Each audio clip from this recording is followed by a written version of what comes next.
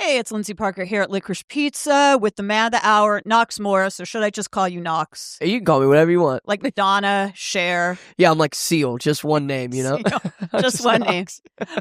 So you were here just now, a really nice turnout considering it's a 1 p.m. on a Monday. Yeah. People got stuff to do, presumably work or whatever, but they came here for your little performance and autograph signing for Going, Gone. You have a big show tonight at the El Rey, though. Yes, ma'am. Yeah, first time ever even going to the El Rey. I've never even been. I feel like I've been to every other venue in LA. But yeah, first time at the El Rey tonight. It's sold out, so it should be fun. I'm pretty excited. Congratulations. It's one of my favorite venues, and it's a big venue, so it's very exciting for you. Thank you. We're also honored that you came to do this pre-gaming here. Yeah, thank you guys for having me, by the way. Yeah, it was amazing. Honestly, it's so cool to see, like you said, it's a Monday at 1, so it was cool to see people actually here. I always say, I'm like, I hope people show up. I was so nervous. I don't know if you'll get this reference, but it's like that Spinal Tap in store where like nobody showed up. I don't know that. Spinal Tap. Okay, I'm going to have to. Oh my God, it's like it's required viewing for any touring musician. Say less. Okay, I'll check it out right when I leave.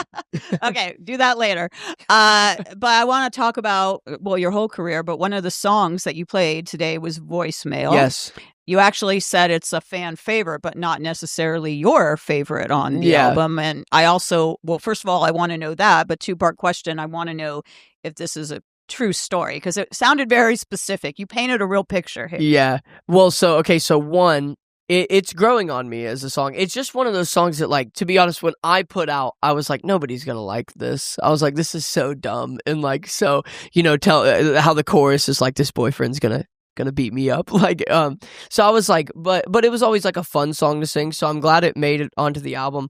But it actually is a true story about a friend of mine. It's actually not about me, thank goodness. I was never in any danger. But it is a very real story about one of my best friends that did happen to. He went home to Ohio, and yeah, it was bad. It was bad. But it made for a great song. How did he, or the girl, the voicemail leaver in question, feel about the story being aired out in a song? Well, I don't know who the girl is at all. Did he delete the voicemail? But he deleted the evidence? Yeah, I did.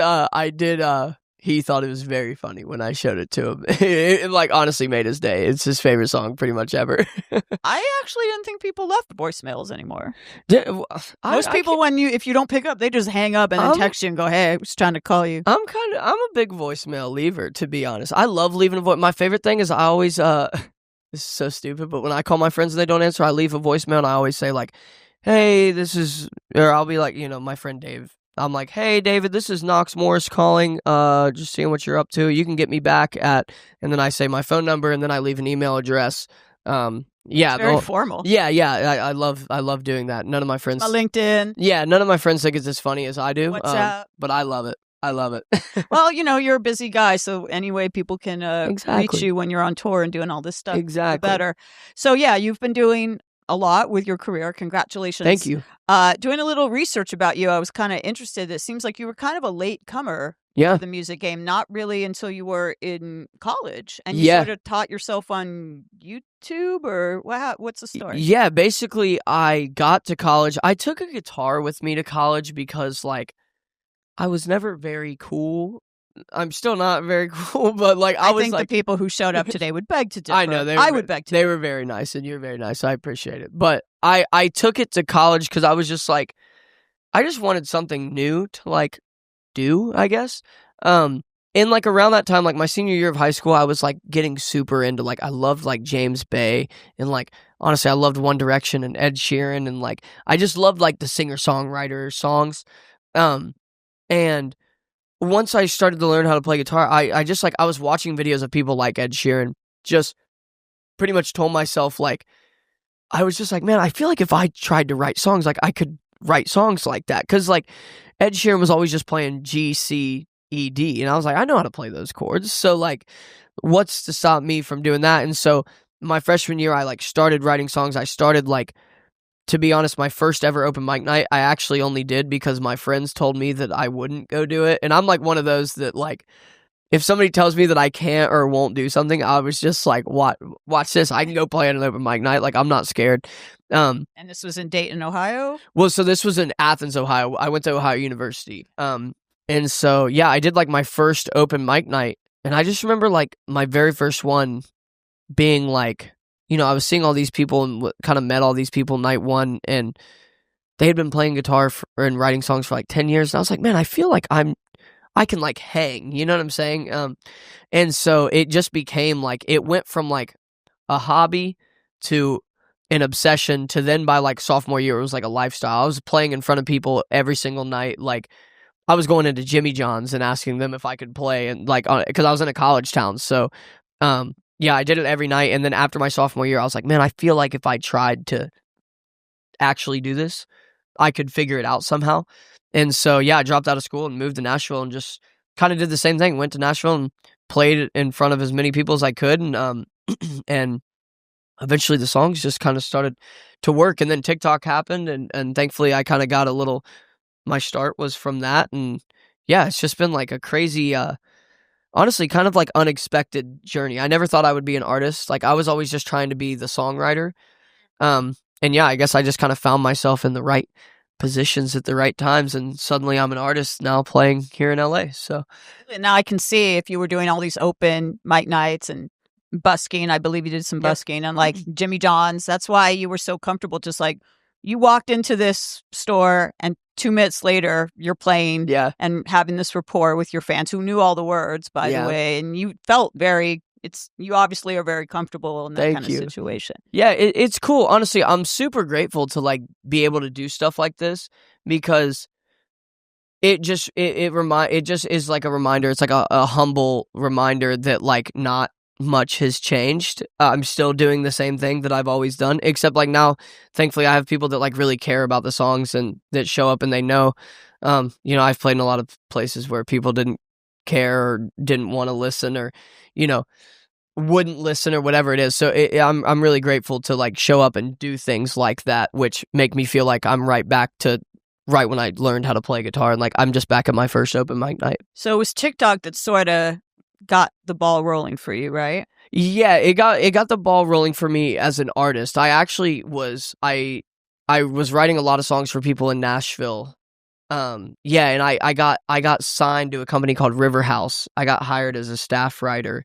Wow. Yeah, and it's a company that's like they're like a joint venture with Sony, so I'm like technically a Sony writer, and I still am like technically employed by them as a staff writer. It's amazing because you went from Athens, Ohio to Nashville, where like everybody's hustling and trying to be a writer or an artist, and you were young and relatively inexperienced, and you made all that happen like in a short period of time. That's pretty amazing. Thank you. Yeah, I mean, honestly, it just took. I was actually just telling one of the guys that came, he was asking like how, you know, he was like, how'd you get so good at writing songs? And like it really is. I think writing songs is, I don't think anybody is born with the talent of writing songs.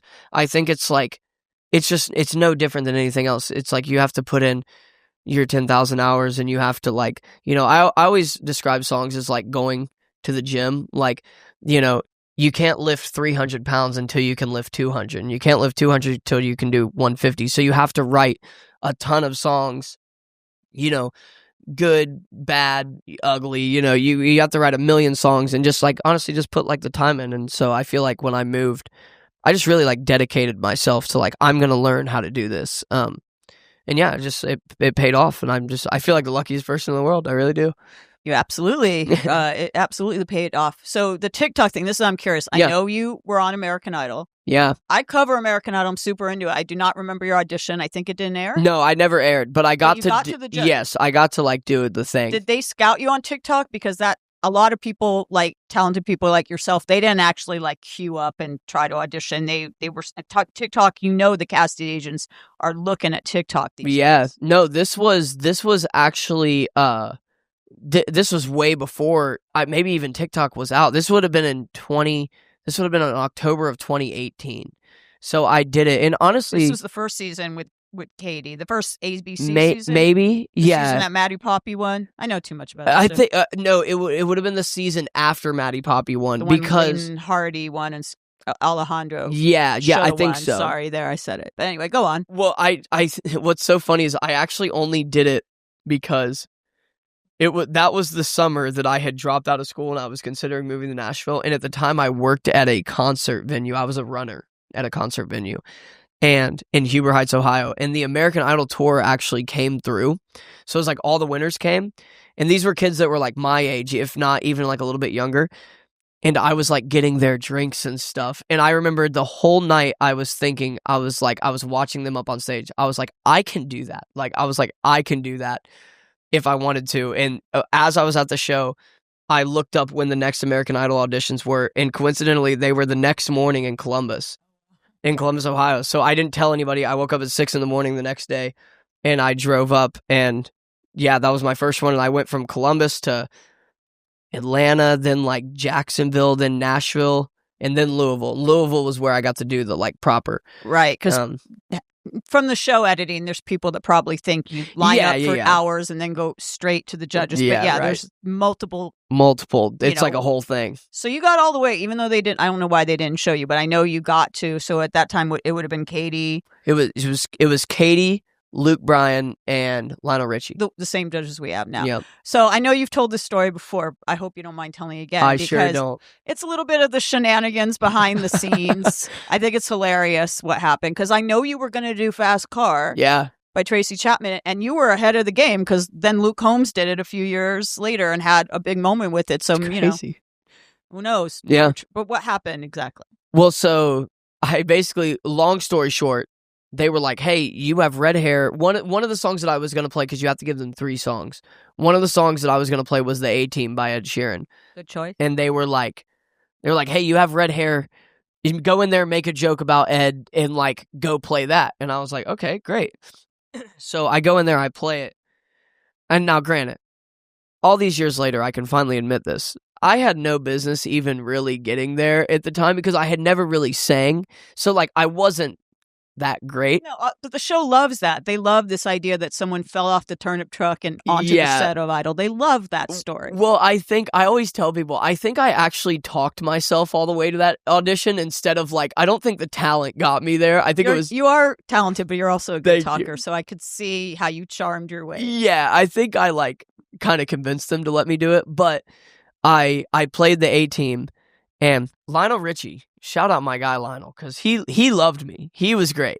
But yeah, Katy Perry, she told me her exact words were, "We have Ed Sheeran. Why would we ever need you?" That was exactly what she said. And I swear to God, I think if that wouldn't have happened, I don't think I would be where I am now because those words have been in the back of my head since 2018, and now me and Ed are on the same label, and I've met him multiple times, and he actually got one of my vinyls. So he's he's a fan. He commented on my TikTok the other day. That's so cool. Yeah, so joke's on her. Did you ever meet her? No, I haven't met her yet. I would love to though. I would honestly like to thank her and be like, "Hey, thanks for." I mean, you were kind of mean to me, but like, thanks for being kind of mean. That was kind of her role, though, is she was supposed to be like the closest thing to the Simon Cowell, like the tougher judge. Lionel, is nice. What did Luke Bryan think of you?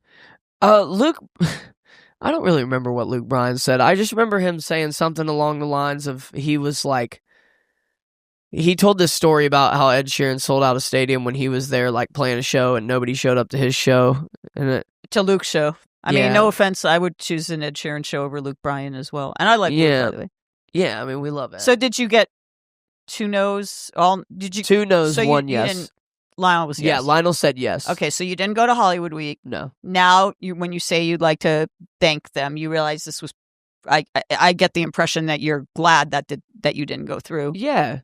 I just think it was a blessing in disguise. Yeah, I think like I'm like so one of those people that I just believe like everything happens the way that it's supposed to happen. And yeah, that was just like part of it. And I honestly I feel like I mean, speaking of Ed Sheeran, I saw him say this in an interview the other day, like where he said like you don't learn anything in success, you learn everything from failures. And like I think that's like so true. I feel like because of that experience, I was like, okay, I need to like step away from doing that. I need to like, so you weren't like crushed by it. Some people will be like, oh, I got rejected from a show and lots of really like successful, famous people have auditioned and not made it through. So it's actually good company to be in. But like some people have said that they were devastated when they didn't make it. I mean, don't get me wrong. It definitely like hurt. but I'm just like, I'm one of those people, like, I'm like so competitive that like, and it's the same reason as to why like I did my very first open mic night, because my friends told me I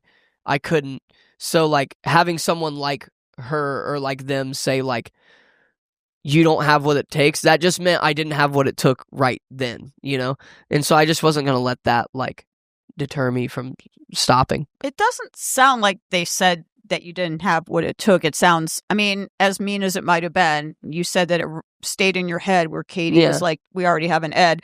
Did you leave that experience and then in Nashville and on TikTok, did that kind of light a fire under you to like work more on your own identity or sound? Yeah, absolutely. I mean, my big goal, and it still kind of is, my big goal was always to like, I'm going to write a song that Katy Perry is going to record one day. That was my big thing. I mean, I don't mean to be shady, but I mean, she might. Yeah, she needed maybe one of your songs on 143. I love you, Katie, but she could use it. I feel bad. That's why I'm trying to be nice to her, because she's I'm a fan. She's getting enough shit on the internet from people right now, so I'm like, I don't need to be. I will say we had a listening party for 143 here when a couple days before the record came out, and lots of people showed up and support and love it. But lots of people love Katy Perry, and I actually thought she was a good judge on the show. So it seems like even though they didn't put you through, she helped you. So it's pretty cool. So so enough idle talk. You leave the show, you get over it probably pretty quickly. Yeah. Were you in Nashville already? No, I moved to Nashville 2 months after that happened. That was in October, and I moved at the end of January.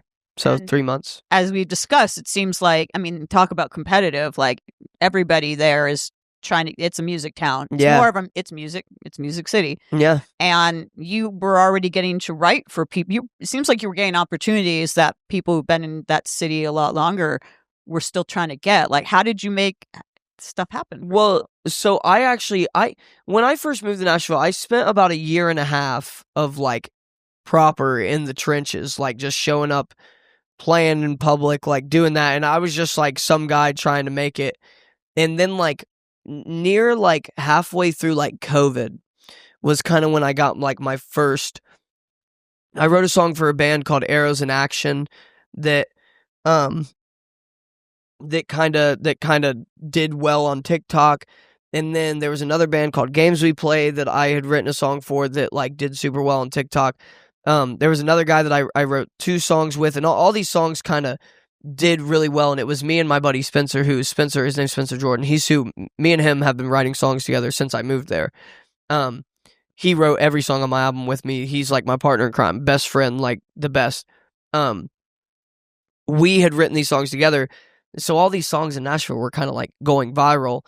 And then all these publishers were like, who is writing these songs? And they would go to the credits, and it was these 2 guys that nobody had ever heard of.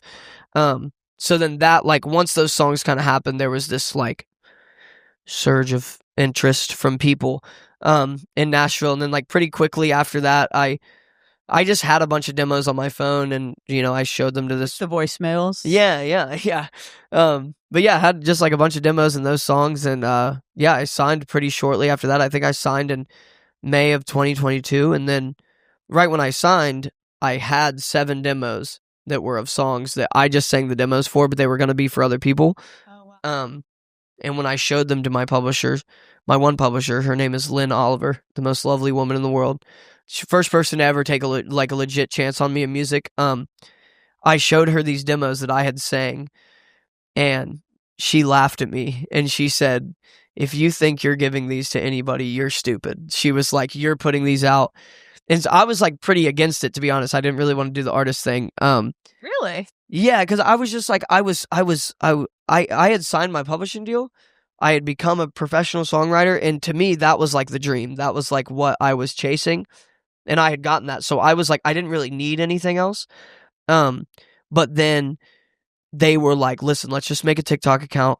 If we'll put out one song, if the song does anything, we'll put out another one. If it doesn't, you don't ever have to put out a song again. And I was like, okay, that's fine. And I made a TikTok, and like my 3rd TikTok I ever posted did like 4 million views, and it was like, and then it all just kind of snowballed out of control since then. And then those 7 demos became my first EP, which is called How to Lose a Girl in 7 Songs. So I like that title. Thank you. Yeah, I mean, that's an amazing story. Do you still write for other people or want to, or have you abandoned that part of your career for the time being? No, absolutely not. Honestly, when I finished this album, Going On, back in August, and up until a week before this tour started, I had only written songs for other people. I went back to writing. I did some country songs. I did some like songs for female pop artists. Anyone you can mention, or is it? No, not yet. Not yet. But there's some cool ones though that I'm pretty excited about. I'm excited for you. I'm curious, you were sort of semi-joking or maybe fully joking about getting a song on a Katy Perry record, but who, if anyone, if you could write a song or have an artist record one of your songs, who would you say? Probably like, I mean, this is gonna sound so silly, but I feel like you have to, as a songwriter, you just have to aim for the biggest and the best. And like, I think having somebody like a Rihanna cut, or having a like who knows, like a Bruno Mars song, like I think those are the ones, because those are like, those are legacy artists that are going to be around, or like Adele, so yeah, I think like she's due to put another record out. She does one every, like, I don't know, 5 years, right? Or something. Adele, I got choruses. Does she know? I have no idea. Her album would be called 33. There we go. Give me a call. I got hooks. I got verses. Whatever you need, I'll make it happen. Awesome. So we were sort of talking about how you got compared to Ed early on, and you got past that. I know this isn't like a super new song by you, but I do have to ask about Not the 75. Yeah. And it is on this album, even though it's from 2023, I believe. Yeah. Because that's also based, I think this one is a true story from your life. Yeah, yes. Yeah, so I made this song that was a total... So basically, I was in LA, actually, and somebody, I was, I have a girlfriend of 2 years now, but this was before her, and I was at some bar, and, I had just like LA. I was in LA. Which bar was it? I couldn't tell. It's the one with the, the cactus? What's the cactus on the side? Desert 5 Spot? I think that's exactly what it was. By like Cahuenga and something like that. I was there. I just remember the cactus, but I was basically at this spot, and you meet people, and I was trying to be cool, whatever. And if you tell anybody, a musician, no matter what, they're like, oh yeah, I bet is if they don't know you, they're like, yeah, I bet you are, dude. And it was like, so that's kind of like what happened. I was like, no, I'm like signed to Atlantic Records. I play shows. I'm like, whatever.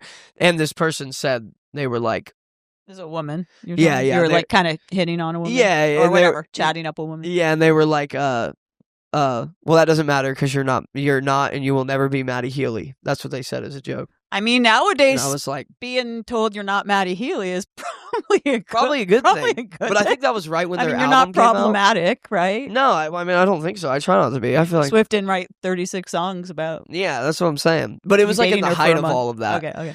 Yeah, so somebody said that, and I was like, and then the next morning I woke up and I came up with she said, I like your confidence, but you're not the 1975. And then, yeah, and then we wrote the rest of the song. The rest of the song, it was just like, how many 1975 puns can we fit into this song without it being corny? I mean, I'm all about puns. There's never too many puns. Yeah. Didn't Matty Healy actually know, sort of, I don't know if he physically high-fived you, but I think he digitally high-fived you. He DM'd me and he said, congrats on the song. But then he also said, you owe me $1 million. And I was like, actually, sir, we legally click, because we had to send this song to their team to make sure that we were good to do this, because we were going to make money off of it, obviously. And you're a songwriter, the way things work. I know all the rules and stuff. And so, yeah, we had to send it to their legal team, but they the legal team responded and was like, this is awesome. They were like, do whatever you want. And so obviously he was joking around, but man, I would love to meet him one day. That would be such a cool, I feel like that would break the internet, I think it'd be kind of funny if he, actually got on stage with you and was like, I am. Yeah, right. It was so funny. You're not, I am. I got, so when, when you're signed to a label and you have a big song doing all these things, there's always ways to try and capitalize on it. And one of my A&Rs was like, dude, Matty Healy DM'd you. You should DM him and see if he'll feature on the song. And I was like, are you fucking crazy? I was like, Matty Healy's not going to feature on this song. And they kind of like pestered me about it for a while. They're like, just send him a DM. What's the worst that could happen? And finally I was like, fine, I'll send him a DM. So then I sent him a DM. I was like, hey, Mr. Matty, I was like, if you ever want to get on this song with me, it could be like a big thing. So just like, let me know. And then the red thing or the scene on Instagram popped up. Nothing. And then I deleted it so fast, dude. I was like, that wasn't me. So if I ever meet him in person, I'll be like, listen, that really cringy message I sent was not my idea, and I would never do that. Yes, it was cringy. But it all worked out. And worked out. You are not the 75. You are not Ed Sheeran. You are Knox Morris or Knox. You are your own person, your own artist. Nice. I appreciate that. Was so good right there. I love that. Thank you. I appreciate that you appreciate that. Yeah. I appreciate you came here, brought us donuts, performed for your fans when your schedule's so busy. You got the big El Rey show tonight, so I need to let you go. But before I let you go, anything else you want to talk about you're working on? Any new music, goals? Dude, I would just honestly, I just want to say to anybody that's like listening, thank you so much for listening to my music. My debut album, Going On, is out now. I'm working on a deluxe. I don't know if it's gonna happen, but I'm sure trying. And yeah, I just know that whatever comes after this is going to be equally as beautiful, if not more. And I'm very, very excited for the future. So I'm excited for you. And when you do the deluxe, you can come back here again. There we go. That's what I'm talking about. Well, thank you guys. Thank you. And thanks everybody for watching.